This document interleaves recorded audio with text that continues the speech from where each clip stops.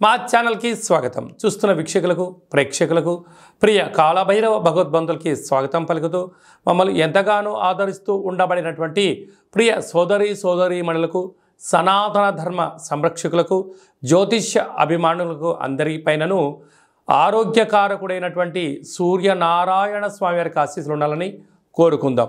30 సంవత్సరాల తర్వాత రవి భగవానుడు శని స్వక్షత్రమైనటువంటి కుంభరాశిలో శని అక్కడగా ఉండబడినటువంటి శని చేత రవి 30 సంవత్సరాల తర్వాత కుంభరాశిలో సంచారం చేయడం జరుగుతుంది.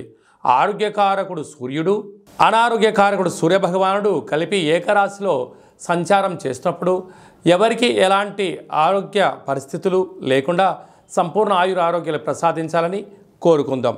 14/2/2024 నుండి 14/3/2024 వరకు రవి భగవానుడు కుంభరాశిలో సంచారం చేయడం జరుగుతుంది. మేషరాశి వారికి శని భగవానుడి చేత రవి కుంభరాశిలో 11వ స్థానంలో సంచారం చేయనప్పుడు ఎలాంటి ఫలితాలు ఉంటాయో ఈ వీడియోలో సవివరంగా సంపూర్ణంగా తెలుసుకుందాం.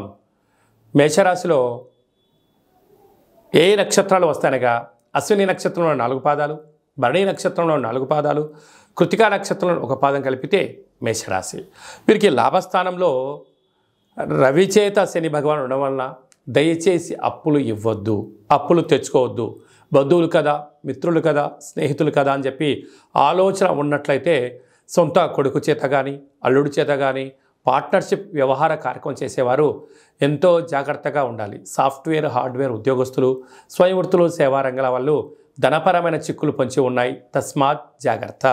30 సంవత్సరాల తర్వాత కుంభరాశిలో శని చేత రవి సంచారం చేయనప్పుడు వ్యక్తిగతమైనటువంటి ఆరోగ్యకారకుడు, అనారోగ్యకారకుడు, ధర్మ శిక్షణ కారకుడైనటువంటి ఇద్దరు ఒకే రాశిలో ఉండడం వలన కొన్ని స్వల్పమైనటువంటి ఇబ్బందులు ఉండే అవకాశాలు ఉన్నాయి.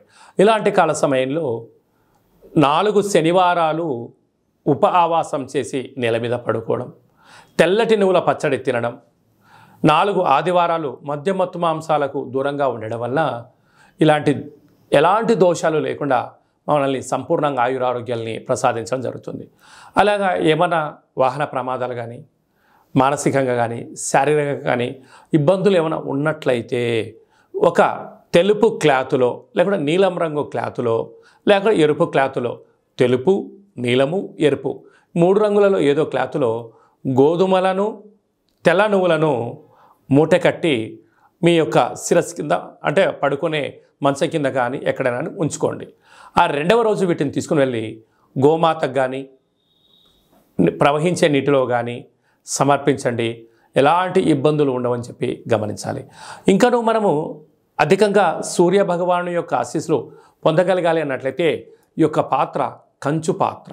మనకు రాసులు 12 ఎలా ఉంటాయో 12 రాసులు ఇందులో అచ్చు వేయడం జరుగుతుంటుంది. అలాగా మనం పూజ చేసిన తదనంతరము ఒక్కసారి ఇలా శబ్దం చేసినట్లయితే ఓంకార శబ్దం రావడం జరుగుతుంటుంది.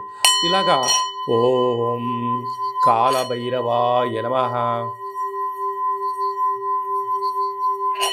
ఈ శబ్ద తరంగాల ద్వారా మనిషి శరీరంలో ఉండబడినటువంటి ఆ సచక్రాలు వికసింపచేసి ఆరోగ్యకారకుడైనటువంటి సూర్యభగవాన్ యొక్క ఆశీస్సులు పుష్కలంగా ఉంటాయని చెప్పి గమనించగలగాలి. కనుక మీ గోత్రనామాలు పంపించినట్లయితే మన యొక్క దేవాలయంలో ప్రతిరోజు సూర్య నమస్కారాలు, సూర్య అరుణ హోమాలు, రుద్రాభిషేకం జరుగుతూ ఉంటుంది.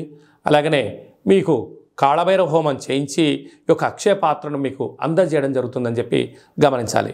మీ వ్యక్తిగత జాతకం తెలుసుకోవాలనుకుంటున్నారా? మీ యొక్క పేరు, పుట్టినటువంటి తేదీ, నెల, సమయం, సంవత్సరం రాసి మీరు వాట్సాప్లో పంపించినట్లయితే సంపూర్ణంగా 100 సంవత్సరాల జాతకాన్ని రాసి పంపించి మీరు పుట్టినప్పుడు గ్రహ గమనాలు ఎలా ఉన్నాయి, ప్రస్తుతం ఎలా ఉన్నాయి, రాబోయే కాలంలో ఎలా ఉండబోతున్నాయో సవివరంగా సంపూర్ణంగా తెలియజేయడం జరుగుతుంది.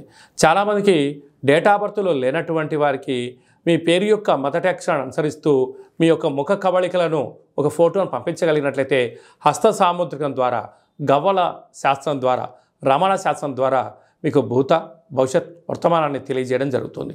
అలాగా మీ అబ్బాయి కానీ అమ్మాయికి కానీ తరచూ వివాహ ప్రయత్నం చేస్తూ ఉన్నా ఎందుకు కుదరట్లేదు, జాతకంలో ఎలాంటి యోగాలు ఉన్నాయి, ఎలాంటి దోషాలు ఉన్నాయో తెలియజేయడం జరుగుతుంది.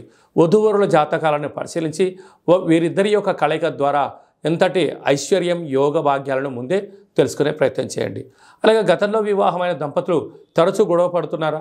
చిన్న చిన్న విషయాలకు సఖ్యతగా కుదరట్లేనట్లయితే మీ యొక్క పేర్లను పంపించినట్లయితే పిల్లలు స్వల్పమైన మార్పులు చేయడం వలన మీరిద్దరూ భార్యాభర్తలు పార్వతీ పరమేశ్వరులాగా ఉంటారని చెప్పి గమనించాలి. అందరిపైన ఆరోగ్యకారకుడైనటువంటి సూర్యనారాయణుడు, అనారోగ్యకారకుడైనటువంటి సూర్య భగవాను చేత కలిసినటువంటి శని భగవాన్ యొక్క ఆశీస్సులు అందరిపైన చల్లని చూపులు చూడాలని కోరుకుంటూ ఆశీర్వచనం. ఓం శతమానం భవతి శతాయు పురుష సతేంద్రియ ఆయుష్యేవేంద్రియే ప్రతిష్టతి. ఆరోగ్య సూర్యనారాయణ దేవత అనుగ్రహ ప్రసాద సిద్ధిరస్తు తదాస్తు. ఈ వీడియో మీకు నచ్చినట్టయితే లైక్ చేయండి, షేర్ చేయండి, మా ఛానల్ని సబ్స్క్రైబ్ చేసుకోండి. మేము చేస్తున్న వీడియోలు మీకు ముందస్తుగా నోటిఫికేషన్ రావాలి అన్నట్టయితే పైన ఆల్ అనే బటన్ కూడా తెలియచేయండి. మీరు ఎవరి క్షేమాన్ని అయితే కోరుకుంటున్నారో అంటే మీ క్షేమాన్ని ఎవరైతే కోరుకుంటున్నారో వారికి ఈ యొక్క వీడియోని షేర్ చేసి భగవంతుడి యొక్క ఆశీస్సులు పొందండి.